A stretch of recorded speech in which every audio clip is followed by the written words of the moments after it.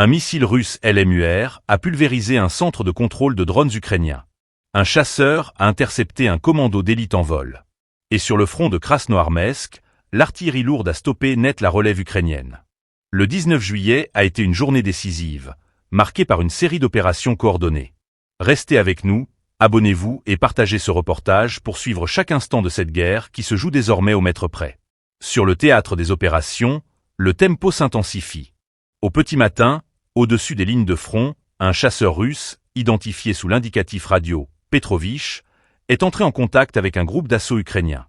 L'affrontement, bref mais intense, s'est déroulé dans des conditions complexes, où chaque manœuvre aérienne devait éviter les systèmes solaires ukrainiens.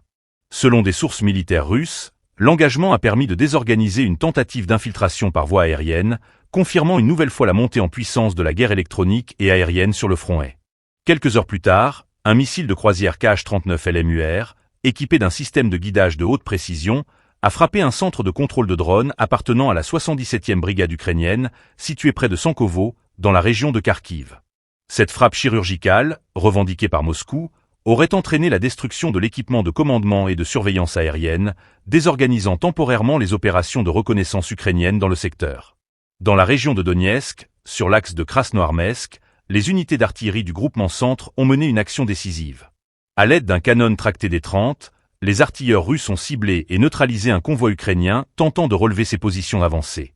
Les images publiées par le ministère russe de la Défense montrent des véhicules militaires immobilisés sur une route secondaire, témoignant d'une frappe efficace qui aurait empêché la rotation attendue des troupes ukrainiennes dans cette zone sensible.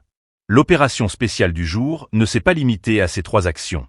Dans le secteur sud, plusieurs frappes d'artillerie longue portée ont été signalées contre des positions logistiques ukrainiennes, tandis que des drones de reconnaissance russes, de type Orlandis, ont repéré des mouvements suspects autour de Zaporizhia.